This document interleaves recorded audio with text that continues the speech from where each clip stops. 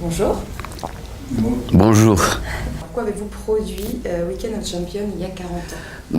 D'abord parce que j'étais l'enthousiaste à l'époque de Formule 1, enfin de la course automobile en général.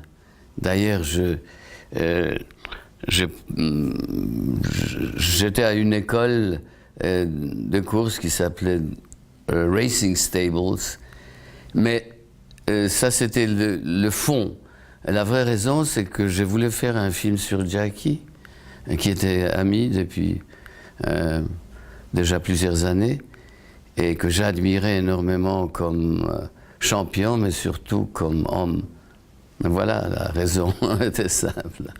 Ouais. Et pourquoi le produire et pas le réaliser? Parce que je ne pensais pas que le documentaire était vraiment mon truc.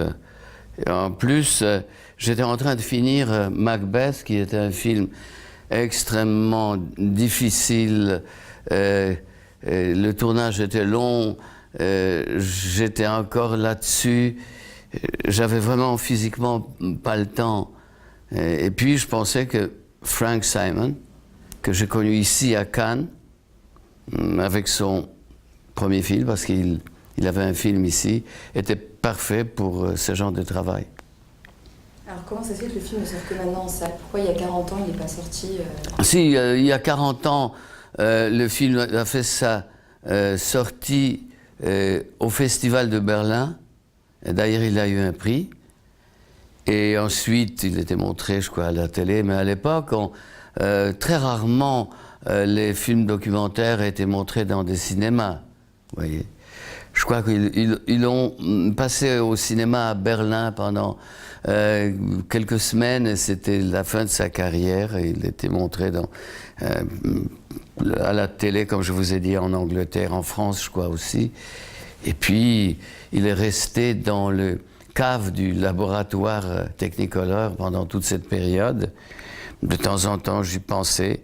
Et Frank Simon, entre-temps, nous a quittés. Il avait un accident cérébral ou cardiaque, je ne me rappelle plus très bien. Ça s'est passé en Amérique, donc je ne l'ai pas vu. Mais avant ça, on a oublié le film, plus ou moins. Et le laboratoire m'a contacté en me demandant s'ils peuvent disposer du négatif.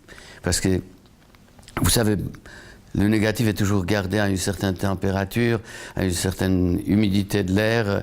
Ça coûte. Je crois que personne ne payait plus pour l'entretien de ce négatif. Je leur ai dit, non, attendez, je vais le revoir. Et j'ai décidé tout de suite de le restaurer, de faire un master.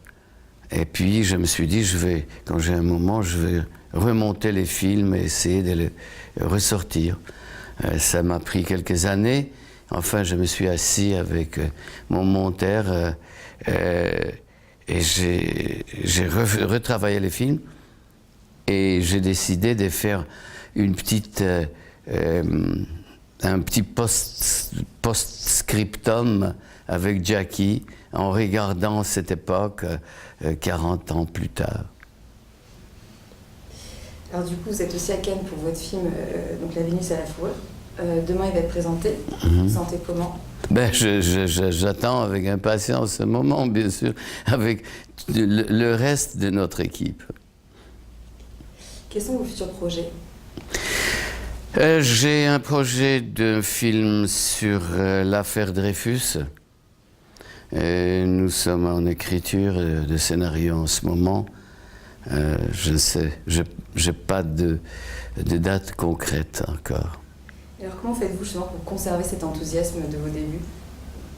Je ne sais pas, j'aimerais bien savoir pour pouvoir conseiller aux autres. Mais je pense que c'est probablement parce que c'est toujours ma passion. Vous savez, on n'a pas besoin de faire des efforts quand on a la passion, quand on a une passion de quelque chose, ça vient tout seul. Et alors, est-ce qu'il y a un sujet que vous n'avez jamais réussi à porter au cinéma, et pour quelle raison? Oh, il y avait beaucoup, plusieurs. Il y avait toujours des problèmes qui ont gâché le projet. Je ne sais pas, le dernier où j'étais assez avancé était un film sur Pompéi, d'après le livre de Robert Harris. C'est le même écrivain avec qui je suis en train de travailler sur l'affaire Dreyfus et avec qui j'ai fait le Ghostwriter, qui était aussi l'adaptation d'un de ses livres. Et quel est votre meilleur souvenir à Cannes, le moment le plus fort que vous avez vécu Un plus fort, il faudrait que je réfléchisse, mais je peux vous dire déjà qu'il y avait plusieurs moments forts.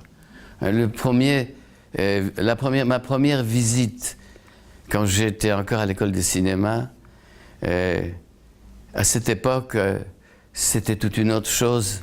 La croisette était pratiquement vide, mais quel souvenir d'être ici, même pendant 24 heures ou quelque chose comme ça. Mais, un autre moment fort, moment qui durait pendant tout le festival, c'était quand j'étais le président du jury ici.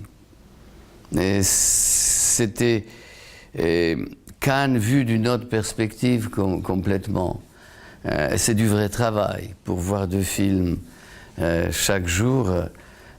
C'est facile quand ce sont les films de votre choix, mais pas les films imposés.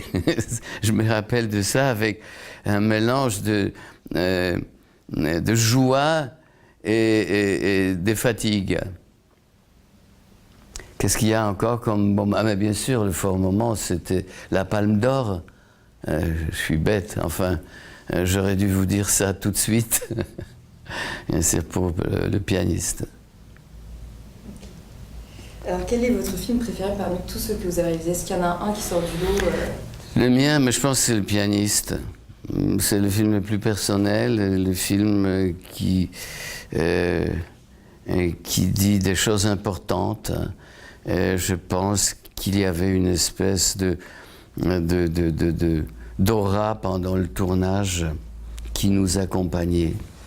Et même maintenant, avec 10 ou 11 ans de recul, je vois que c'était le film le plus important pour moi. Vous êtes à un âge où on commence à multiplier les hommages par rapport à votre oui. Mais vous savez, ces hommages, on me donne depuis un certain temps. Et chaque fois, quand on me fait des hommages, j'ai l'impression qu'on veut se débarrasser de moi. Vous voyez. Mais j'ai aucune envie qu'on me pousse de côté. Vous voyez, je vais encore continuer à faire ce que j'aime faire tellement.